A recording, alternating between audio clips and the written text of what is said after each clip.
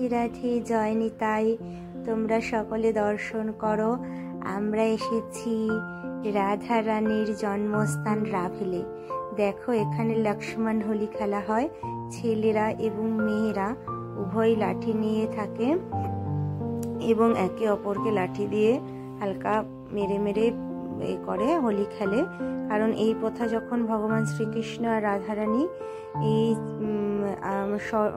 সশরীরে আর কি সাক্ষাৎ যখন ছিলেন 5000 বছর আগে, তখন নন্দগা থেকে রাভেলে, বারসানায় এইসব জায়গায় আসতেন শ্রীকৃষ্ণ এবং তার সাথীরা, এবং একত্রিত হয়ে রাধারানী আর শ্রীকৃষ্ণ, ভগবান শ্রীকৃষ্ণ এখানে হোলি খেলতেন।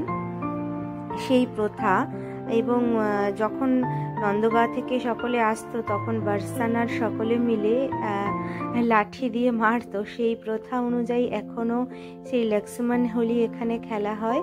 আর প্রচণ্ড পরিমাণে সাজানো হয়েছে বেলুন দিয়ে, সব কিছু দিয়ে, এবং রাধারানীর যে বিগ্রহ রয়েছে তাকে হালকা করে ঢেকে দেওয়া হয়েছে, কারণ প্রচুর রং খেলা হচ্ছে, যাতে বিগ্রহর অর্থাৎ শ্রী রাধারানী আর কৃষ্ণের কষ্ট না হয়, সেই জন্য ঢেকে দেওয়া হয়েছে। প্রচুর আবির ছোড়া হচ্ছে। এই আবির ছুটতে গিয়ে মায়ের চোখে একটু লেগে গিয়েছিল, চোখটা পুরো সবুজ হয়ে গিয়েছিল, একটু কষ্ট পেয়েছে, কিন্তু রাধারানী সব ঠিক করে দিয়েছিলেন, আবার ঠিক হয়ে গিয়েছে। এখানে প্রচুর প্রচুর পরিমাণে সকলে 1 মাস ধরে বৃন্দাবনে হোলি পালন করে, হোলি উৎসব পালন করে। আর ভগবানের এত ভিড় থাকা সত্ত্বেও কেউ কাউকে ধাক্কা দেয় না, কেউ কাউকে ব্যাড টাচ করে না, কারণ সকলেই হলো ভগবানের প্রেমে, রাধারানীর প্রেমে একদম মাতোয়ারা। রাধে রাধে সব জায়গায় ধ্বনিত হচ্ছে, রাধের প্রেমে সবাই মাতোহারা, রাধের শ্যাম রাধের শ্যাম সকলে বলছে, এবং ভগবানের যেন মনে হচ্ছে যেন ভগবানকে তারা সাক্ষাৎ দর্শন করছে। আর বৃন্দাবন সত্যি এমনই একটি স্থান, তোমাদেরকে আমি কি বলবো, মানে বলার আমার ভাষা নেই। আমি যতটুকুই বলছি ততটুকুই কম, কারণ প্রত্যেক কণায় কণায়, প্রত্যেক বৃক্ষের মধ্যে, প্রত্যেক পশু পাখির মধ্যেই ভগবান দর্শন হয়ে যায়। এত সুন্দর। আর আমরা সকাল সকাল সকলে মিলে চলে এসেছি আমরা রাভেলে। এখানে সবাই মিলে গান চলছে, আনন্দ করছে, নৃত্য করছে, লক্ষ্মণ হোলি খেলছে। ভীষণই সুন্দর, অপরূপ সুন্দর দর্শন, কি বলবো। প্রভুরা নাচ করছে, আমি অতটা করতে পারিনি, কারণ মায়ের চোখে যেহেতু আবির গিয়েছিল সেহেতু করা হয়নি।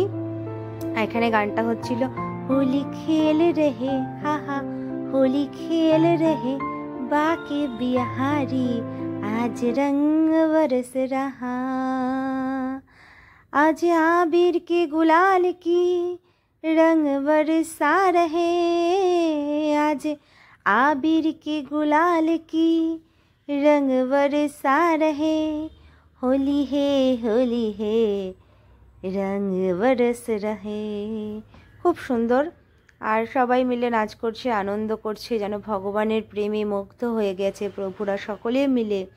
এত সুন্দর দৃশ্য, মনোরম দৃশ্য তোমাদের সাথে ভাগ না করে পারলাম না, কারণ মানে কি বলবো। আর তোমাদের সাথে এই ব্লগগুলো শেয়ার করার সময় আমারও সেই আনন্দটা হৃদয়ে অনুভব হচ্ছে। এত সুন্দর, এত সুন্দর যে কি বলবো, যে ওখানে না গেলে সেই আনন্দটা অনুভব করাটা খুবই কি বলবো, খুবই টাফ। কিন্তু তাও আপনারা এই দৃশ্যগুলো দেখে একটু অনুভব করুন।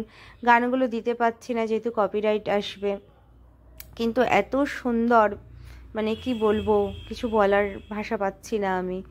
আর আমার এত আনন্দ হচ্ছে যে সেই আনন্দটা আমি তোমাদের সকলের সাথে ভাগ করে নিতে পারছি, এত ভালো লাগছে। আর সবসময় রাধে রাধে রাধে রাধে যে বলছি, রাধে রাধে বলতে যে হৃদয়ে একটা যে অপার আনন্দ, অপার মানে যে রাধারানী কৃপা করছেন সেগুলো অনুভব করা যায়। এগুলো একটা অনুভবের ব্যাপার, এগুলো ভাষায় প্রকাশ করা যায় না। আর এখানে সবাই হোলি খেলতে ব্যস্ত। দেখো তোমরা, সবার কি রং মেখে, আবির মেখে, অ্যাকচুয়ালি রং না, আবির খেলে সবাই, আবিরে একদম মাখায়িত হয়ে গিয়েছে। আর এই ব্লগটা তোমাদের সাথে আমি শেয়ার করছি। অনেকটা ব্লগ আমার ভাই সুমন ভাই আরও অনেকে তুলে দিয়েছে। কারণ সবটা আমি তুলতে পারিনি, যেহেতু মায়ের চোখের মধ্যে আবির পড়েছিল। মা আর আমি একটু সাইডে গিয়ে দাঁড়িয়েছিলাম, মায়ের চোখে জল দিচ্ছিলাম। তো রাধারানী সবই ঠিক করে দিয়েছিলেন, তার অপার কৃপা। आज आबिर की गुलाल की रंग बरसा रहे, होली है होली है।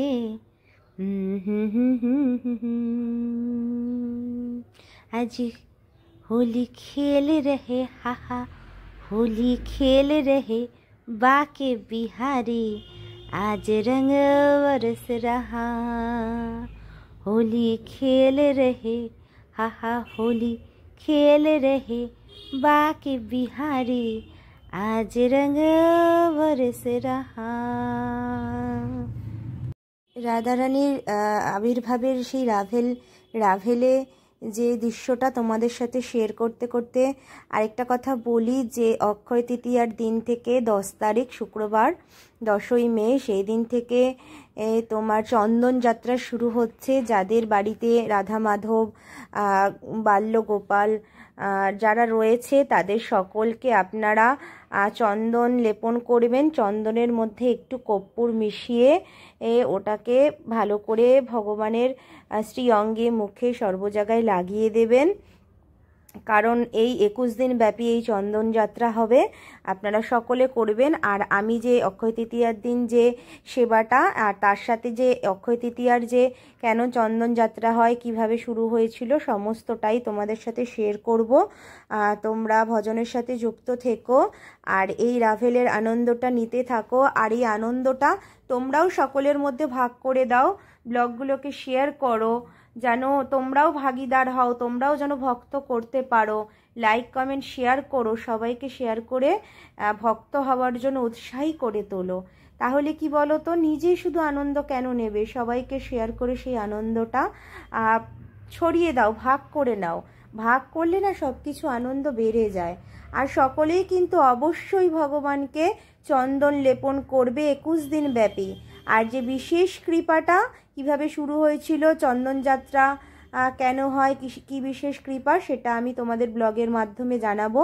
তোমরা অবশ্যই শুনো এবং অবশ্যই হৃদয়ে সেই আনন্দ অনুভব করো। সেই মাধবেন্দ্র পুরীর মাধ্যমে যে এই চন্দন যাত্রা যে হয়েছিল, শুরু হয়েছিল, ভগবান তার সাথে কি বিশেষ লীলা করেছিল, সেই সমস্তটাই আমি তোমাদের সাথে ভাগ করে নেব।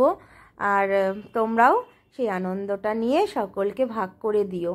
আর এই দেখো, রাভেল থেকে ফেরার পথে আমরা বাসে সকলে, এই প্রভুরা সকলে মিলে নৃত্য করছে, আনন্দে আত্মহারা হয়ে যাচ্ছে। কারণ কি বলো তো, সেই রাভেলের যে আনন্দটা তারা সকলে বাসে এসেও ভুলতে পারেনি। বাসেও ভজনের গান চলছিল এবং সেই ভজনের গানের মাধ্যমে সকলে নৃত্য করছিল।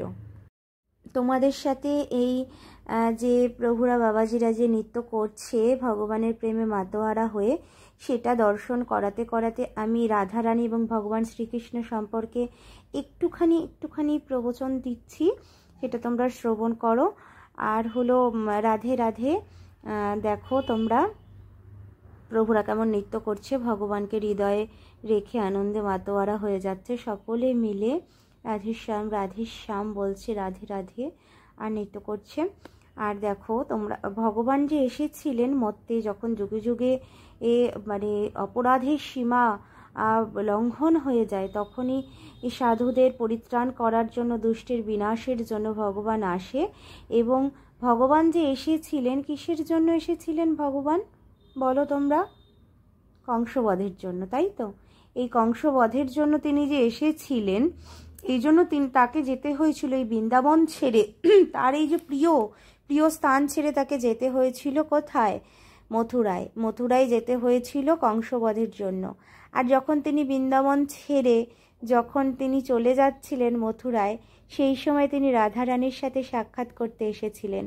এবং এই রাধারানীর সাথে সাক্ষাৎ করতে আসার সময় মুখে কোনো কথা বলতে পারছিলেন না, কারণ ভালোবাসা যেখানে অনেক গভীর হয় সেখানে ভাষা কাজ করে না, সেখানে মনের যে গভীরতা সেটাই অনেক বড় ব্যাপার হয়ে যায়।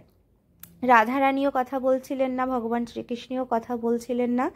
তখন ভগবান শ্রীকৃষ্ণের পরম প্রিয় যে জিনিসটা সেটা হলো তার বাঁশি মুরারি, সেটা তিনি এই বাঁশিটা রাধারানীকে দিয়েছিলেন। রাধারানী বলেছিলেন, কি হবে এই বাঁশি দিয়ে, তুমি এটা আমাকে দিয়ে দিচ্ছ কেন? তখন ভগবান শ্রীকৃষ্ণ বলেছিলেন, যখন তোমার আমার কথা মনে পড়বে তখন তুমি এই বাঁশিটা বাজিও, আমি তোমার কাছে চলে আসব। তখন রাধারানী বলেছিলেন, কিন্তু এই বাঁশিটা বাজানোর তো আমার প্রয়োজনই হবে না, এই বাঁশিটা নিয়ে আমি কি করব? তখন ভগবান শ্রীকৃষ্ণ বলেছিল, কেন কেন তুমি এই কথা বললে? বলেছিলেন তখন রাধারানী যে মনে পড়ে কাকে? যাকে ভুলে যায় তাকেই তো মানুষ মনে করে না, কিন্তু আমি তো তোমাকে কখনো ভুলতে পারবো না, তাই তোমাকে মনে করার কোনো প্রশ্নই উঠছে না, তাই জন্যই বাঁশিটাও বাজানো আর হবে না। তাদের যে ভালোবাসা এত গভীর, সেই গভীরতা মানে মাপার পরিসীমা ছাড়িয়ে যায়। তাই রাধারানী হলো একদম বিশেষ তত্ত্ব, অনেক উচ্চ স্তরের মানে তত্ত্ব। ভগবান শ্রীকৃষ্ণ উঁচু ক্লাসে পড়ার, অবশ্যই বলবো উঁচু ক্লাস, ভগবান শ্রীকৃষ্ণকে জ্বালা এবং তার সম্পর্কে বলা, কিন্তু রাধারানী সম্পর্কে বলা তার থেকে আরও আরও আরও অনেক ওপরে। তাই রাধারানী হলো মহাতত্ত্ব। যে ভগবান শ্রীকৃষ্ণ আর রাধারানী কিন্তু আলাদা নয়, একই জন, কিন্তু ভগবান হলো পরম পরম তত্ত্ব, আর রাধারানী হলো যে মানে কৃষ্ণকে যে কিভাবে তিনি মানে প্রাপ্ত করেছিলেন, কিভাবে তিনি তাকে ভালোবাসতে হয়, কিভাবে তাকে ভালোবাসলে পাওয়া যায়, সেই যে রস, যে রূপতত্ত্ব, সেটাই এখানে মিলেমিশে এক হয়ে গেছে। তাই রাধারানীর কথা ব্যক্ত করার মতো ক্ষমতা আমার নেই। ঈশ্বর আমার মাধ্যমে যতটুকু বলিয়েছেন আমি ততটুকুই বলেছি। আপনারা সকলে ভজনের সাথে যুক্ত থাকুন এবং সকলকে এই পথে আসার অনুপ্রেরণা যোগান, তাহলে সকলেই ভালো থাকবে।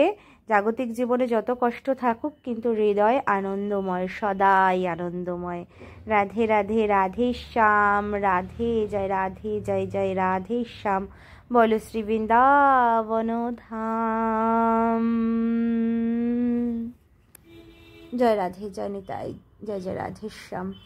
আর ভগবানের কথা তোমাদের সাথে আমি যত শেয়ার করতে পারি, তোমরা সকলে আমাকে আশীর্বাদ করো, যাতে আমি ভগবানের এই কথা